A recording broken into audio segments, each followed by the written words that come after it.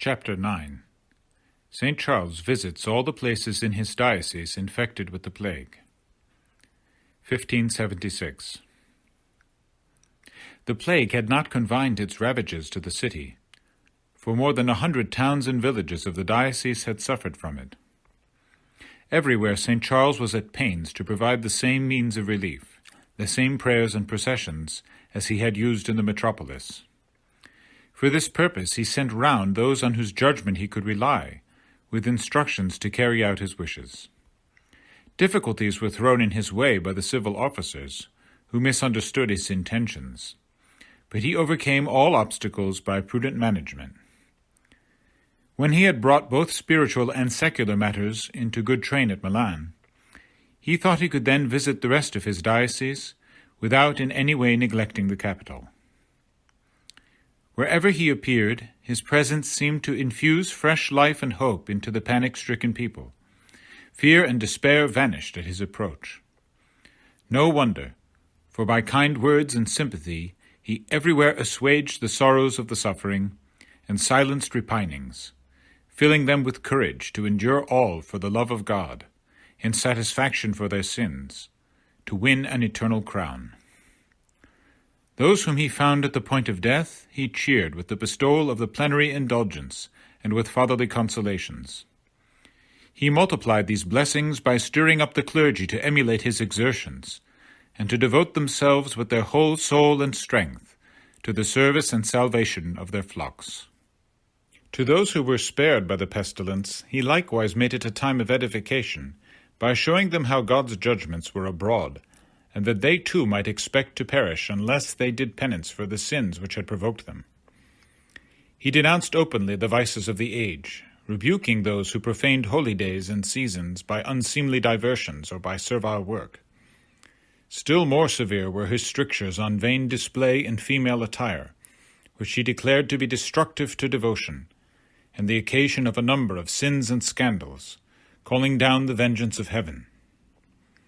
His warnings were on one occasion signally enforced at Inzago, a place which had been terribly devastated by the plague. While he was preaching to the people there of the judgments of God, and calling upon them to do penance, he noticed among his hearers a lady decked out in a style of ostentation little suited to the occasion. The ill-timed display called forth a severe reprimand from the saint, who addressed her personally, pointing out her levity, and ending with the solemn denunciation, "Wretched woman, thus to trifle with your eternal salvation, when you knew not that this day may not be your last in the world." The next morning she was suddenly called to her account, a calamity which brought a salutary fear on all who had heard his words. In many places huts had been constructed at a distance, in imitation of those at Milan, for the reception of the plague-stricken, and wherever this was the case he had little wooden chapels erected, where Mass might be said every day for the sick. Wherever it had been found necessary to carry the dead outside the towns for burial, he consecrated graveyards. And this rule was to him another occasion of great fatigue, for he would never omit any part of the customary ceremonies, and was consequently obliged to remain for a long time exposed to the burning rays of the sun and the exhalations of decaying corpses. The fortitude with which he endured these inconveniences was particularly remarked at Inzago, where they were more than usually intolerable.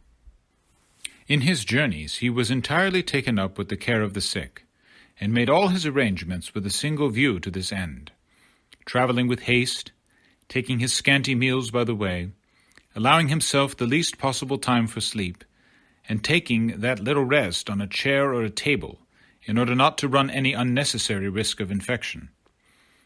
It required no ordinary degree of temper and judgment to keep all things in order in the midst of these difficulties.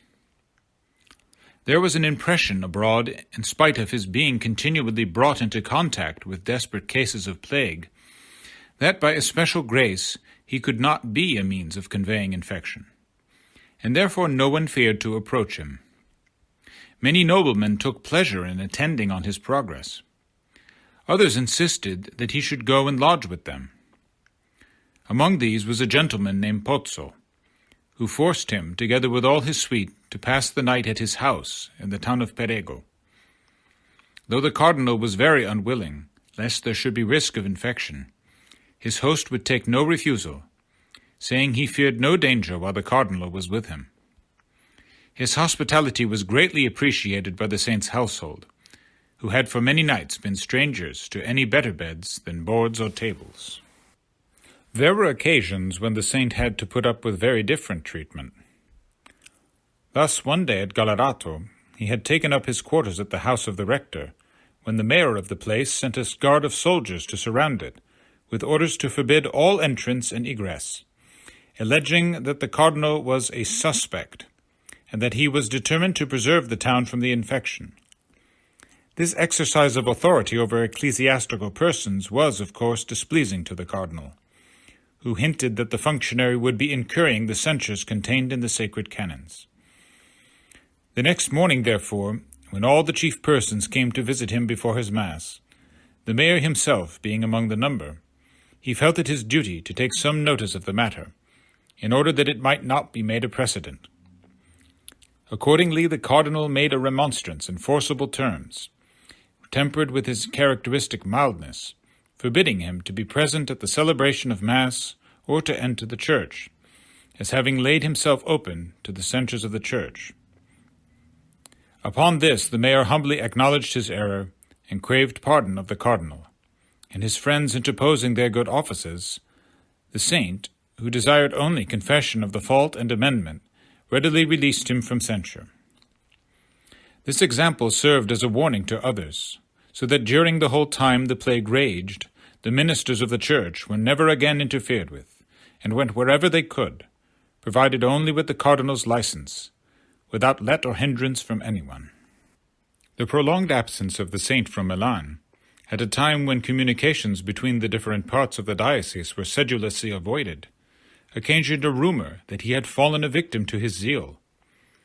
It was bruited abroad not only in Milan, but in the remote towns of the province, many bishops publicly lamenting his loss, and at Verona the bishop even celebrated Mass for the repose of his soul. In Milan the mourning was loud and general, the mere thought of his death seeming to render everyone beside himself for grief. When the saint himself heard of the report, his tender heart would not suffer him to leave his people one moment longer than necessary in suspense on his account. He hastened to change their sorrow into joy by returning back to Milan with all speed.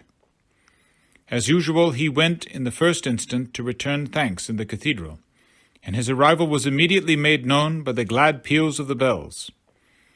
This was the signal for universal rejoicing, which was greatly increased on his going to visit those who were confined to their dwellings by the quarantine, all rushing to their doors and windows to assure themselves of his presence.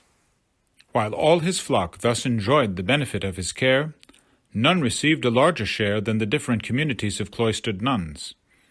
He kept them constantly occupied in religious exercises, praying that it might please God to preserve them from disease and to moderate his indignation against the city. Further, he protected them by wise precautions from every risk of contagion. As many of them were very poor, he took care that they should not suffer want, providing them out of his own means and begging alms for them, especially at Rome, where some of the cardinals gave generous contributions to their necessities. Thus, by the grace of God, they were wonderfully preserved. To his great consolation, out of the whole number of convents in his diocese, only 2 were infected, and those slightly, showing that the anger of God had been turned aside with the prayers of so many of his handmaidens. The malady reached the great seminary of Milan, and there was great alarm, but owing to the precautions taken, its ravages were speedily stayed, 2 students and 1 Jesuit father alone being carried off.